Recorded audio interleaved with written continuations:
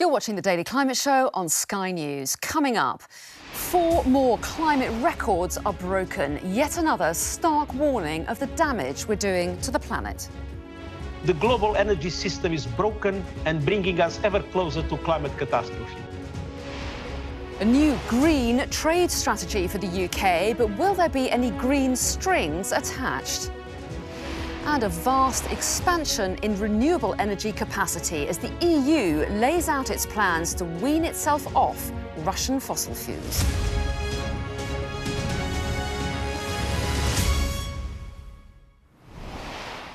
Hello and welcome to the UK's only daily climate news show, where we track the changes happening to our world, hear from the people being hit hardest by those changes, and report on the race for solutions. Now, yet another stark warning on the health of the planet today. The World Meteorological Organization released its annual State of the Planet report, which laid bare the damage that we're doing. The report finds that 4 key climate change indicators — greenhouse gas concentrations, sea level rise, ocean heat and ocean acidification — all set new records in 2021, while the past 7 years have been the warmest on record. The average global temperature in 2021 was about 1.1 degrees above pre-industrial levels. That's ever closer to the 1.5 degree limit agreed to by global leaders. Well, the UN Secretary-General has once again laid the blame clearly at the feet of the international fossil fuel industry. Every minute of every day, coal, oil and gas receive roughly $11 million in subsidies. Each year, governments around the world pour around $500 billion into artificially lowering the price of fossil fuels, more than triple what renewables receive. While people suffer from high prices at the pump, the oil and gas industry is raking in billions from a distorted market. This scandal must stop. And that global debate over the role of fossil fuels is playing out here as well. This was at Prime Minister's Questions today. British households are slapped with an extra £53 million on their energy bills every single day. Meanwhile, every single day, North Sea oil and gas giants rake in £32 million in unexpected profits. We believe in jobs and we believe in investment and we believe in growth. And as it happens, the oil companies concerned are on track to invest about £70 billion into our economy over the next few years. They're already taxed, Mr. Speaker, at a rate of 40%. Well, our climate change correspondent Hannah Thomas-Peter is here with me. So, Hannah, where are the politics on this? And what effect would a windfall tax have on climate targets? Well, I mean, Sir Keir Starmer, leader of the Labour Party there, has obviously calculated that this is an increasingly uncomfortable position for the Prime Minister. Labour arguing that while people are struggling to heat their homes and feed their families, it is simply the right thing to do to impose a one-off windfall tax on what are essentially unearned, unexpected profits, and that a U-turn on this windfall tax position that the Prime Minister is currently occupying is inevitable. And by the way, he is supported by some senior Conservative backbenchers, and polling suggests that the public think it's the right thing to do as well. But the Prime Minister and the Business Secretary are very squeamish about imposing a windfall tax, as we just heard there. They are concerned that it might damage the UK's reputation as a predictable place to do business, although the Chancellor, Rishi Sunak, interestingly enough, is much more open to the idea and has suggested that if these big oil and gas companies don't invest more in the UK and in renewables, then a windfall tax might be coming their way. And that neatly leads us on to the issue of what impact does all of this have on climate change policy? Well, the oil and gas industry as a whole, many within it, would like us to believe that they're going to pay a lot of tax on these profits anyway, and that if they are given a punitive tax, actually there won't be enough money to invest in driving the renewable energy revolution. But campaigners say that that is tantamount to holding action on the climate crisis hostage, that the UK is a very good place to do business in terms of taxation at the moment, so they have a really good deal, and that these companies can't really be trusted to do the right thing of their own accord, and so a windfall tax is the only option. Hannah, thank you. Well, the government has today announced a green trade strategy. In an exclusive interview with Sky News, the International Trade Secretary said that such a plan would help starve Putin's war machine, but was less clear on whether future trade deals would depend on climate commitments. Sky's Ali Fortescue reports. From early net zero ambition to COP, the UK has positioned itself as a climate leader. But are we doing enough on green trade? Our deal with Australia was criticised for abandoning climate pledges. Some say we shouldn't be talking trade with India, one of the world's biggest emitters, without climate commitments. Today, the Trade Secretary has revealed a green trade strategy and has spoken exclusively to Sky News. We'll be doing things like liberalising tariffs on green goods. We've done that with Australia and New Zealand through our free trade agreements. Of course, all the knowledge base of all those things that sit within the green agenda that we have been leading on in the UK. And we've said we're committed this year to opening trade talks with the Gulf Cooperation Council. There's 6 countries. 3 of them don't even have net zero targets. How can any deal there be green? So again, those are in very early stage of discussion at the moment with the GCC. And we'll be looking at what sort of trade deal we want to bring together. And you see already in some of the GCC countries a real understanding that generating clean energy is important both for them and indeed as an export opportunity. So we can't say that net zero should be a red line for countries that we want to do business with. So net zero is every country's choice to set, and what's so important for me is that we make sure that we harness the power of the UK skills to help other countries to do that. But with post-Brexit freedom, some believe coherence between our trade and climate agenda has been lost. If you look to the EU's trade talks with the US, for instance, the EU's making really good progress on standards for green steel and aluminium. It's prioritising public procurement in green tech. And really, the UK is just absent in all of this discussion. A small announcement here today doesn't really go anywhere near far enough to address those really complex issues. You don't accept that EU are doing better, as some people believe, on green trade than us. Germany has a big industrial base where decarbonisation is really important. France is, ahead of the game because over 70% of their energy is nuclear. So every country has a different part to play, and the UK has been leading right from the start. We are all working together. It's not a competition. We all need to try and solve the challenges as quickly as possible because the planet isn't waiting. Nearly a quarter of global carbon emissions relate to trade. All eyes will now be on upcoming talks with countries like India and the Gulf states to show if the UK is really committed to dealing with climate change in trade. Ali Fortescue, Sky News. Let's get some of the day's other climate news now. And pollution was responsible for 1 in 6 deaths worldwide in 2019, according to a study in The Lancet. That figure is unchanged since 2015, meaning most countries have done little to deal with the enormous public health problem. Over 90% of the 9 million pollution-related deaths occurred in low and middle-income countries. Pollution remains the largest environmental risk factor for disease and premature death. A report in the journal Nature has found that tree deaths in North Queensland doubled between 1984 and 2019 due to climate change. Experts analysed over 70,000 trees from 81 different species and found that tree life expectancy is potentially halving in the region. Tropical forests are critical to the global carbon cycle, so tree deaths could affect their ability to remove carbon from the atmosphere. The world's biggest car manufacturers are not playing their part in reaching climate goals, according to a report by the think tank Influence Map. Researchers say that just 2 of the 12 companies analysed are moving fast enough towards electric vehicles to decarbonise the transport sector. The report also accuses the companies of lobbying to extend the life of the combustion engine. Now, the EU's dependency on Russian fossil fuels has triggered an ambitious response. The European Commission chief announced today plans to invest €300 billion, just 10 of that 300 on new gas infrastructure to help replace Russian imports, and €2 billion for oil. The rest would be for clean energy infrastructure.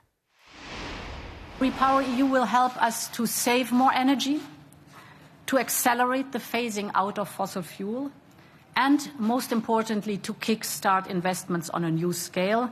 So I would say this will be the speed charging of our European Green Deal.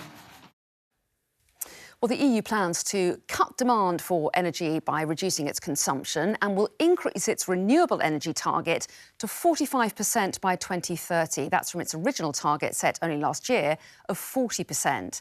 So today, the governments of Denmark, Germany, the Netherlands and Belgium have said that they will hugely expand offshore wind power in the North Sea. By 2050, the ambition is to increase capacity tenfold from 15 gigawatts to 150.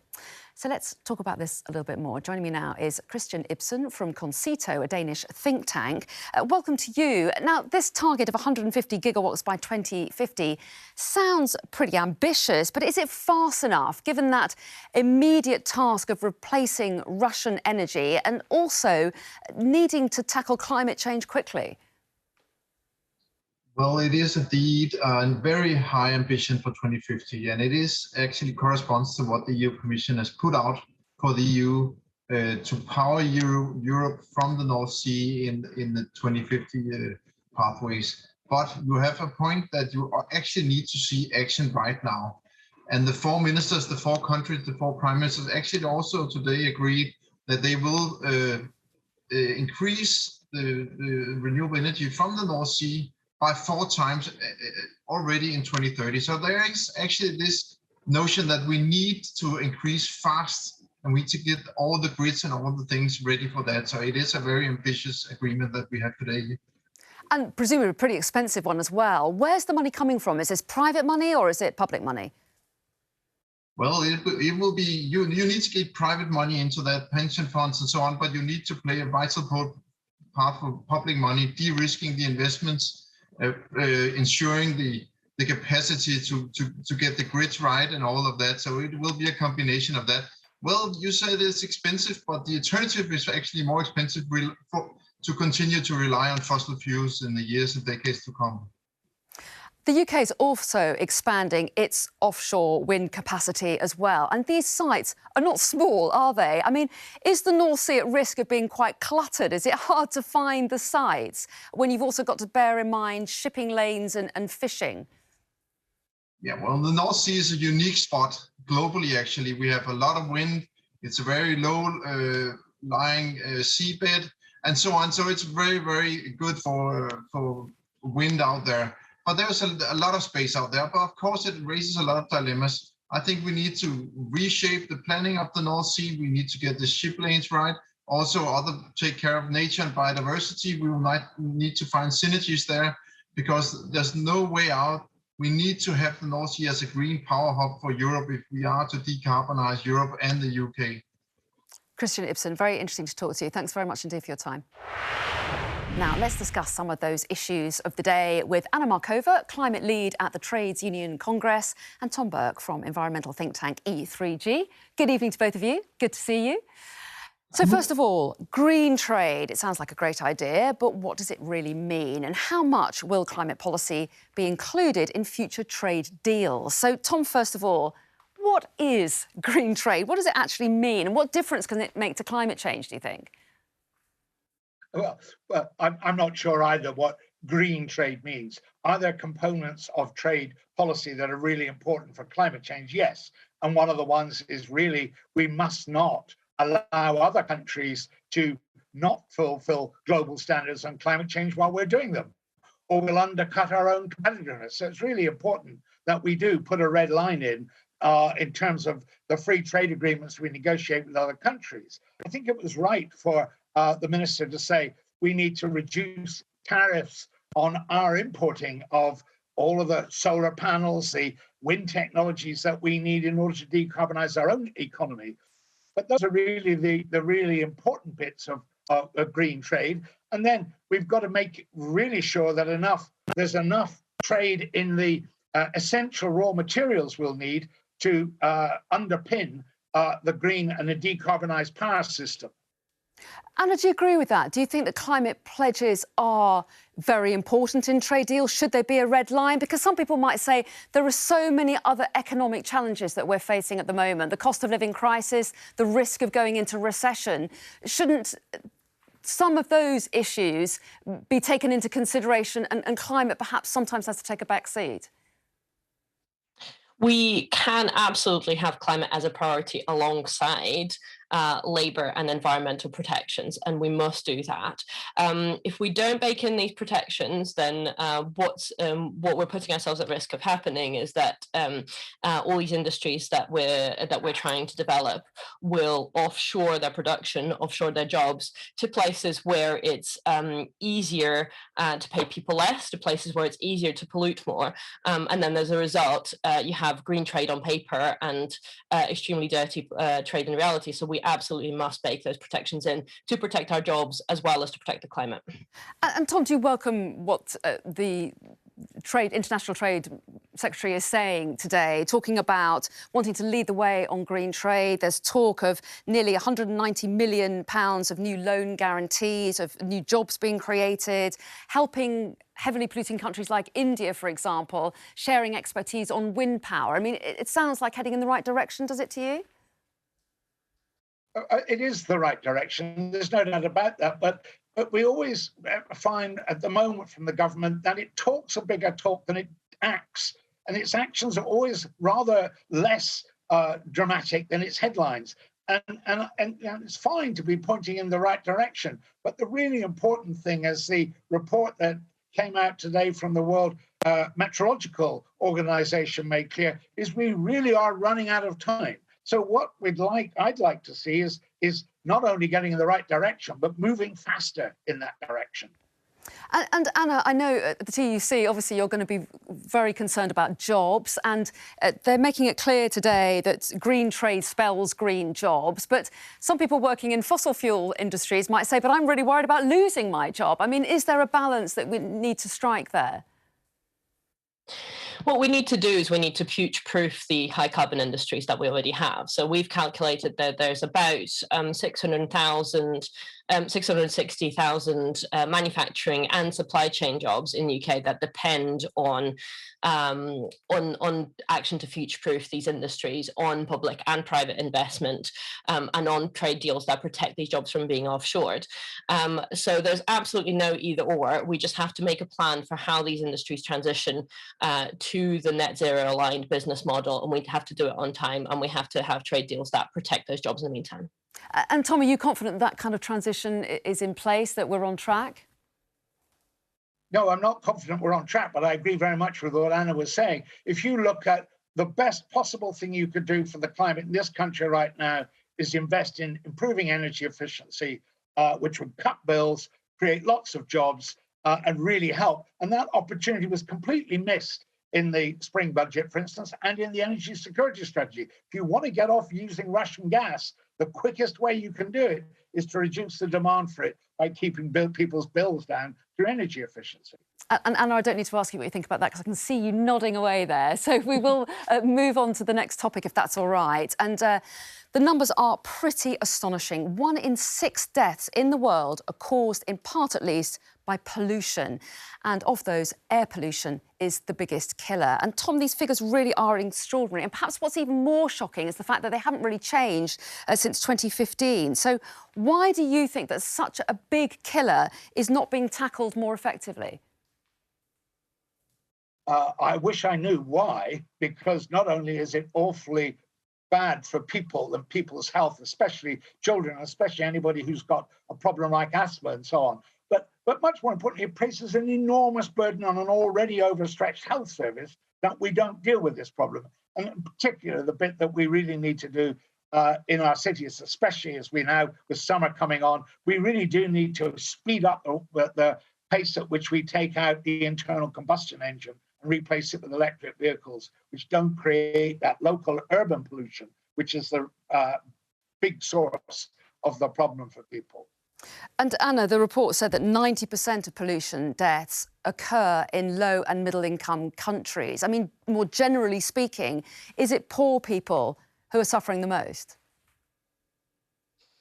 Yes, absolutely. And we know that bad air quality disproportionately affects working class communities, and it also disproportionately affects, even in the UK, also disproportionately affects Black and ethnic minority communities as well. But the good thing that I would like to say is that we can all do quite a lot on this, and it's not just political action, it's not just demanding action of our political representatives, it's not just individual action, but it's also action in our workplaces, where air pollution affects everybody at work on some level, and we should all be thinking of ways that we can tackle that problem, for example, by switching our workplaces' fleets to electric cars where that's possible. So basically what you're saying, Anna, is that employers can make some really sharp decisions that will protect their employees? Absolutely, yes. We've seen that happen at Royal Mail, for example. They've committed to a fully electric fleet by 2030, and they've got a really good process as well with the Postal Workers Union, the CWU, where they're working out on a localised level how to best arrange this so that people are protected from the risk associated with air pollution, and so that it works for the posties as well. And Tom, interesting there that Anna's talking about, you know, companies switching to electric fleets, for example. And does that make you think this problem could sort itself out in the drive towards net zero as we move off polluting industries, as we move away from polluting vehicles, for example, that will reduce pollution? Well, it will certainly reduce pollution, but I don't know for the climate, let alone for people's health, that we're going fast enough. But the thing I think we miss, and Anna was right to point out what companies can do and what people can do in their own lives, but we should be making much more use of local government as a delivery mechanism for improving air quality. As we found out during the pandemic, local government turned out to be a really important part of being able to deal with a sort of crisis like this that's very dispersed and differs slightly from area to area. And I think we've got a whole sort of approach to this. I think you must do things. If government's got to do them, it's always got to be national government. And I think we underestimate the importance of local government, particularly when you've got to try to get people to join in and do bits themselves. Okay. Local government is much better at getting people to do things than national government is. Interesting. OK, Tom and Anna, we are out of time, but very interesting to get your thoughts today. Thanks very much indeed. So do stay with us. Coming up next, we've got The Take with Sophie Ridge, and Attorney General Suella Braverman discusses the government's response to the cost of living crisis. That's coming up next, but from me, that's it. Thanks for watching, and I'll see you next time.